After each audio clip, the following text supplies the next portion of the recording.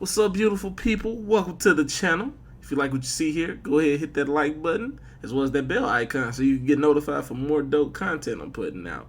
And without further ado, let's go ahead and hop into the video.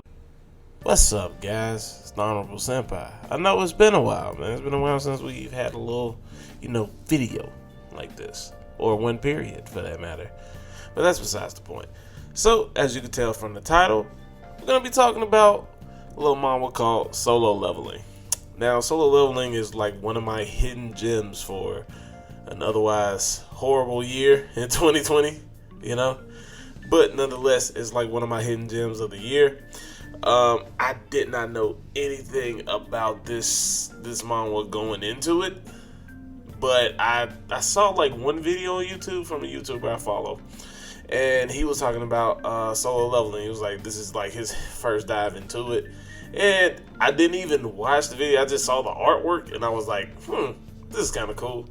Let me go check this out for myself. And when I tell you I was not disappointed, I was not disappointed. Even from the first chapter on, it completely grabbed me. I was into it. So, a little backstory on Solo Leveling. So, Solo Leveling, it takes place in Korea. Our main protagonist is called Sung Jin Woo. He is labeled as one of the weakest hunters out of all the hunters in existence to a degree. That's what I interpreted from it. So, a little backstory on the world. Like 10 years prior to the present day, there was a gate that appeared on Earth that connected our Earth to a parallel Earth or another planet with all kinds of demons, monsters, magic, all the fantastical elements that we like in our fantasy novels and manga. All of that existed on this other Earth.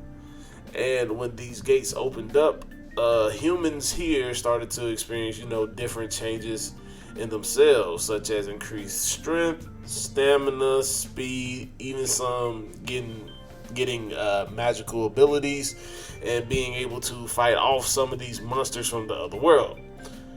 Now, we call these people who have these abilities hunters. Even the weakest of hunters, like a rank E, is stronger than your average human. So, from that point on, from 10 years, you have hunters basically being integrated into the economies of the world. I mean, these guys are well paid, like upper elites in society to a degree. And it also depends on their rank. So if you're E rank, you're just you're average. You're just there. But once you hit like D and up, that's when you start seeing the benefits of being a hunter. And now these hunters have to go into these gates that, from what I've been reading so far, they just turn up randomly in different areas of the countries. So once a gate shows up, it can come out of nowhere, and they judge it upon its magical energy. Depending that decides what rank of hunter can go in and actually clear it.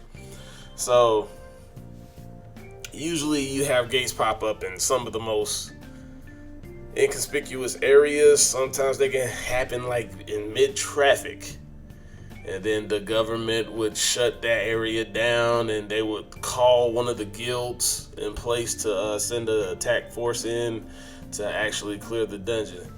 Another thing that happens within these dungeons is it's not just them going in, killing the monsters, killing the boss, and then like closing it. You also get valuable resources out of it. So when I said like the hunters are becoming a part of the economies of the country, I really mean that they're introducing new resources into the world. Now with them introducing new resources also has some backlashes as well, as far as like different things that can occur. Like, I'll make an example. If you remember, like, people that were talking about going into space, doing terraforming and all that stuff, one of the things they had to look at was like the environments, what would affect us as humans in those environments if we were exposed to it, things of that nature. Some of those effects are translated within the manga as an example could be eternal sleep. Eternal sleep is just someone who goes into an eternal slumber because they were around someone with magical power. It's kind of like an exposure to radiation to a degree. If you have this exposure to this large amount of magical power for over large periods of time, something about your body begins to go through some kind of change that causes it to like shut down and go into a constant state of trying to recover, and it puts you into sleep. And most people who go into an eternal sleep in this series don't come back. They don't wake up, and it's kind of common as well for this to happen. So that's just one of the side effects. I haven't read. Well, they haven't come out with the rest of the series, so it's kind of hard to see what other side effects or what other consequences come from like these two worlds mingling in a sense. Which I look forward to like reading up on that once we get further into the second season. But back to our to the main plot of it. Sung Jin-woo, who I previously said was labeled as the weakest hunter, he goes on this quest with a few other people. And another thing about this, I like how they say like, due to him being like the weakest hunter, there's like this thing going on in there when like whenever he signs up for a quest, everybody's just like, that's easy money. This quest has no consequences at all. We can go in, get out, we can get extra stuff. It's gonna be easy. It's gonna be a piece of cake. Except, like we all kind of speculated, this particular dungeon that they go into is a double dungeon. Double dungeon has two different levels to it. It can start off as an easy dungeon, and then you can end up finding a hidden boss or a hidden level within it that is way up on the difficulty scale, and that's what happens in this instance. From there on, it's just, I can't say too much without spoiling it for you, because me telling you exactly what happens after that, it could pretty much ruin the rest of it for you in a sense, because it's gonna be one of those major plot points that's gonna come around full circle once we get towards the end of the series. Because I did do my research after I finished the first season, and the second, if everything is I'm reading into is correct, then the second season is gonna be absolutely magnificent as well, and I can't wait for that. But just know, once you read Solo Leveling, you're gonna be in awe by the artwork and the writing. The writing is amazing right now. I'm not saying they're going into detail as far as like character development of side characters. We still have a lot left to go into where we can flesh a lot of things out, but they're doing a great job of it so far, especially in the first season. The character development of the main character, Sung Jin-woo, is amazing in my opinion. And it's, how do I explain this? It's not boring. It's not typical of a reincarnation anime, because he reincarnated, but he didn't. And you'll know exactly what I'm talking about when you start reading it. So the writing is great. The artwork is absolutely fantastic. The artwork is one of the shining stars in it to me personally. The way they draw the face-offs, the action within it, it really gives me a feel of like when I first started reading One Punch Man a while ago.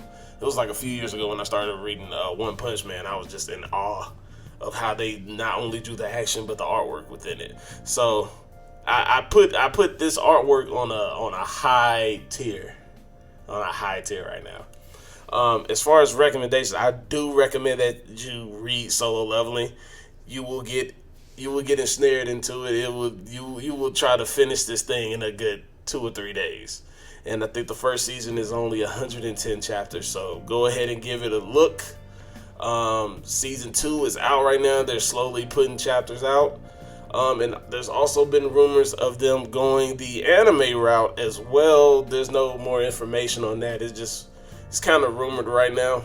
And if they do it, it's most likely it might be a Crunchyroll original. That's just me speculating. But yeah, Solo Leveling, just give it a read, man. Read a few chapters. Tell me what you think about it. I want to know your impressions as well. Hit me up in the comment section. And as always, if you like the video, go ahead and like.